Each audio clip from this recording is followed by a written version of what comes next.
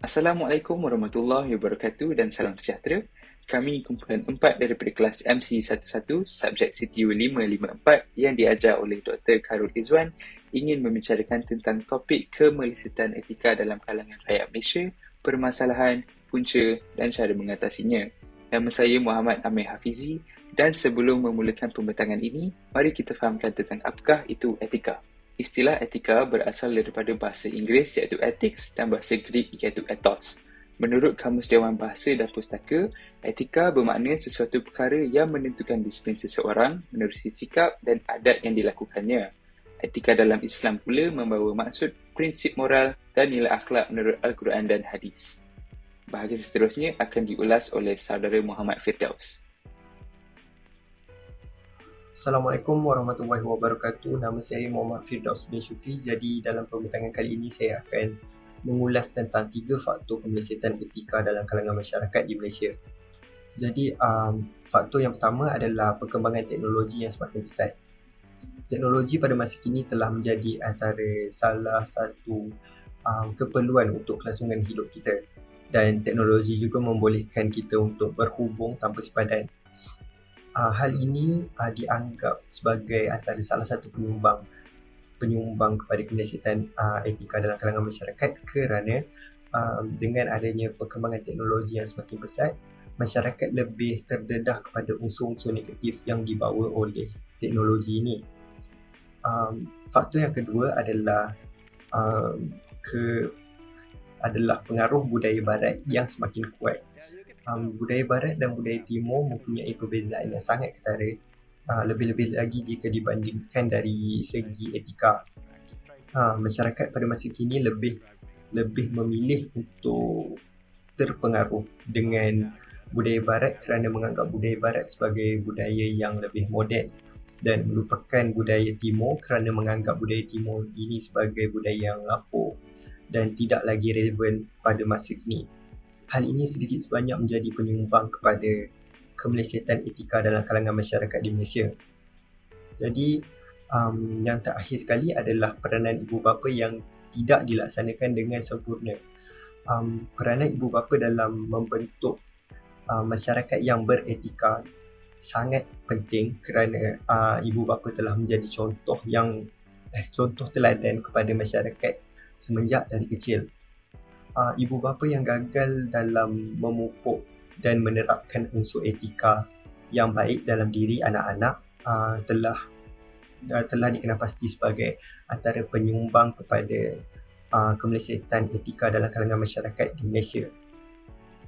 Jadi itu saja daripada saya. Selebihnya saya akan serahkan kepada saudari Farahin untuk menerangkan tentang kesan-kesan kemelisitan etika dalam kalangan masyarakat di Malaysia. Terima kasih.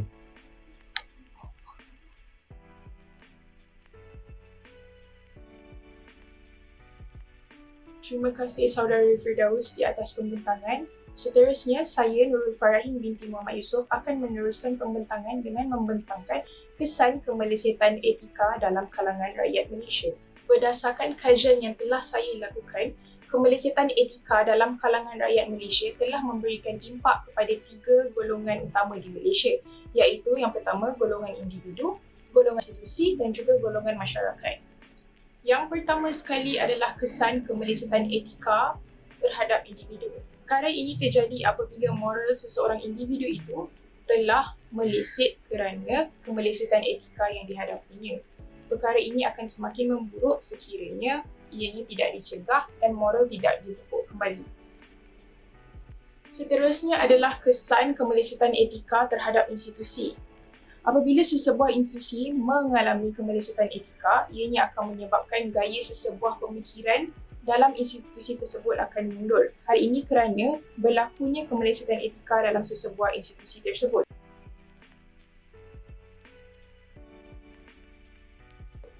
Yang terakhir sekali adalah kesan terhadap masyarakat. Kemelisitan etika boleh menyebabkan sesebuah masyarakat untuk mempunyai masalah moral dan tidak berakhlak tinggi, sekaligus menyebabkan kegagalan dalam membentuk masyarakat majmuk yang berbudi pekerti kerana kemelisitan etika tadi. Sekian daripada saya. Seterusnya saya akan memberikan laluan kepada Ahmad Sabirin untuk meneruskan pembentangan tentang cabaran dalam kemelisitan etika dalam kalangan rakyat Malaysia. Terima kasih. Terima kasih Saudari Farahin atas pembentangan. Seterusnya, saya Ahmad Sabirin bin Suhaizat akan membentangkan tentang cabaran kemelisitan etika dalam kalangan rakyat Malaysia. Terdapat 4 cabaran yang boleh saya kupaskan. Cabaran yang pertama ialah cabaran ekonomi. Dengan berlakunya kemelisitan etika dalam masyarakat, ekonomi negara turut akan terjejas. Contoh besar cabaran ekonomi ialah mengurangkan jurang antara orang kaya dengan orang miskin yang semakin melebar. Kedua ialah mewujudkan peluang pekerjaan kepada rakyat dan generasi muda. Untuk cabaran yang kedua ialah cabaran sosial. Pada masa kini, kita dapat lihat pelbagai masalah dan gejala sosial yang berlaku dalam masyarakat. Antara contoh cabaran sosial yang berlaku akibat kemelisitan etika ialah pengukuhan perpaduan antara etnik dan integrasi nasional. Sekarang kita lihat pergaduhan antara kaum serta tiada sifat perpaduan sesama rakyat Malaysia. Contoh kedua ialah penyebaran budaya barat. Di media sosial sekarang banyak budaya-budaya barat yang diikuti oleh masyarakat kita, terutamanya oleh golongan muda. Perkara ini terjadi akibat daripada kemelisitan etika dalam masyarakat.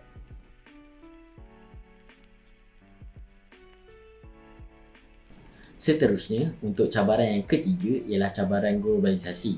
Globalisasi boleh memberi impak positif dan negatif dalam pelbagai aspek etika. Tetapi, akibat daripada teknologi yang semakin berkembang, ia boleh memberi kesan yang besar kepada etika masyarakat. Antara cabaran yang besar atas sebab globalisasi ialah data dan maklumat yang tidak ditapis dan mudah diakses oleh pengguna pelbagai golongan. Selain itu, kebebasan bersuara tanpa batas menerusi pelbagai platform media sosial. Perkara sebegini menjadi cabaran yang sangat besar yang diakibatkan oleh kemelisitan etika. Untuk cabaran yang terakhir ialah cabaran politik. Politik merupakan perkara yang harus dititik beratkan kerana ia mempengaruhi semua aspek kehidupan masyarakat. Antara cabaran politik yang besar ialah pembinaan budaya politik yang matang dan telus. Selain itu ialah kerajaan telus dan menjaga kepentingan nasional. Hal ini kerana jika kemelisitan etika berleluasa, maka tiada budaya politik yang matang dan kerajaan yang telus. Rasuah akan berluasa serta kebajikan masyarakat tidak akan terjaga. Sekian sahaja daripada saya. Seterusnya saya akan memberikan laluan kepada saudara Nabil untuk meneruskan pembentangan. Terima kasih.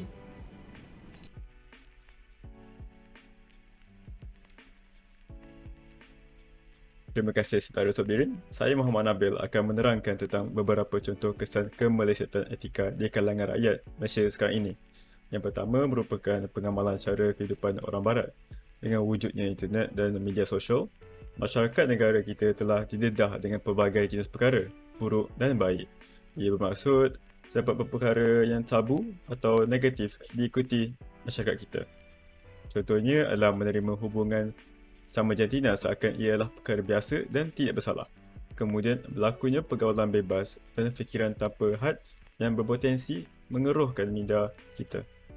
Contoh kedua pula adalah hilang etika yang telah menjadi identiti bangsa. Etika seperti bertegur sapa dan bertemu ramah. Sifat tidak bangga pada diri sendiri sehingga ada yang memburukkan bangsa sendiri. Ini sebabkan mereka membandingkan kehidupan mereka dengan apa yang mereka telah nampak di internet seperti kehidupan orang barat. Lalu mereka menjadi biadab dan mementingkan diri sahaja.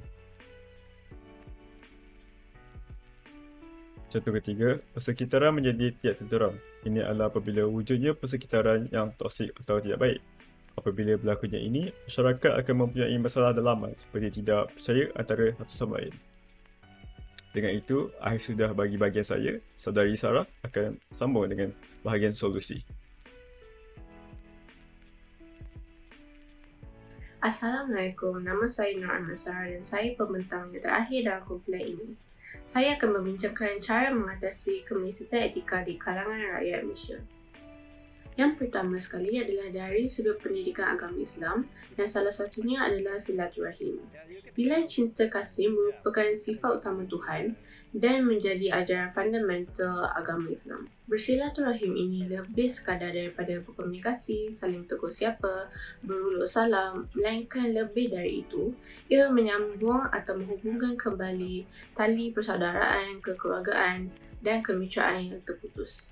Dengan silaturahim ini, kita dapat menumbuhkan rasa tolerasi, empati dan cinta kasih, dan sebaliknya menghilangkan prasangka buruk, curiga, perselisihan, kebencian dan permusuhan antara sesama, sehingga persaudaraan, komunikasi yang beban, bebas dan keadilan dapat dicipta. Seterusnya adalah peranan media. Media sosial telah menjadi alat sebaran am yang bersifat peribadi dan ia memberikan ruang kepada suara-suara lantang dan menentang, terutamanya pihak pembangkang dan juga individu yang berprinsip keterbukaan minda. Rakyat banyak terpengaruh dengan budaya barat yang tidak selaras dengan budaya Malaysia dan juga agama Islam melalui media. Jadi, kerajaan juga perlu memainkan peranan untuk mendidik rakyat mengenai etika penggunaan laman sosial. Dengan ini, media masa perlu memberi kerjasama untuk menyiarkan laporan yang positif, sahih, seimbang serta menjaga sensitiviti agama, bangsa dan kaum. Semua media masa perlu mematuhi undang-undang negara berkaitan media dan juga komunikasi masa.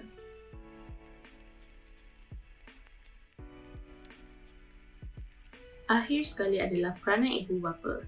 Ibu bapa mempunyai impak yang paling besar terhadap anaknya. Jadi mereka perlulah menjalankan tugas sebagai ibu bapa yang bertanggungjawab dalam menentukan dan mencorakkan pelakuan anak. Ibu bapa perlu menyentuh soal perundangan berkenaan terhadap anak-anaknya. Undang-undang ini perlu merujuk kepada undang-undang Islam ataupun mengikut adat budaya setempat yang masih relevan pada zaman ini. Perkara yang paling penting untuk membentuk sebuah keluarga yang bahagia adalah komunikasi. Ini sangatlah penting terutamanya pada masyarakat kini yang sedang mengalami perubahan besar akibat pemodenan dan pembangunan ekonomi. Keluarga yang pandai berkomunikasi akan menjadi lebih kukuh sehingga menyebabkan keseluruhan ahli keluarganya rasakan dirinya dicintai, dihargai dan dimuliakan. Dengan ini, ibu bapa dapat mengelakkan daripada situasi di mana ibu bapa kurang peka dan kurang memberi perhatian yang tinggi terhadap tingkah laku dan peribadi anak-anak. Pentingnya peranan ibu bapa adalah agar anak-anak tidaklah hilang panduan dan keliru menjalani hidupnya. Jadi itu sahaja daripada saya dan kumpulan saya atas tajuk Kemelesatan Etika di kalangan rakyat Malaysia. Sekian, terima kasih dan Assalamualaikum.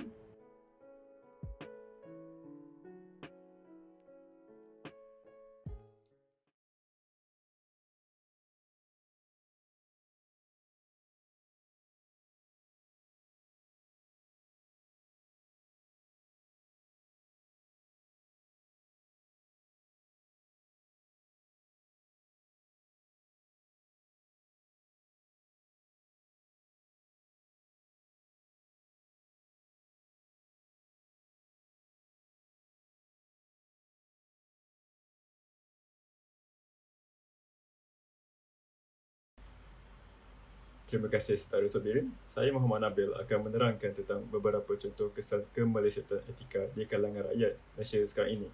Yang pertama merupakan pengamalan cara kehidupan orang barat. Dengan wujudnya internet dan media sosial, masyarakat negara kita telah didedah dengan pelbagai jenis perkara, buruk dan baik. Ia bermaksud terdapat perkara yang tabu atau negatif diikuti masyarakat kita. Contohnya adalah menerima hubungan sama jantina seakan ialah perkara biasa dan tidak bersalah. Kemudian berlakunya pergaulan bebas dan fikiran tanpa had yang berpotensi mengeruhkan minda kita. Contoh kedua pula ialah kehilangan. Contoh kedua pula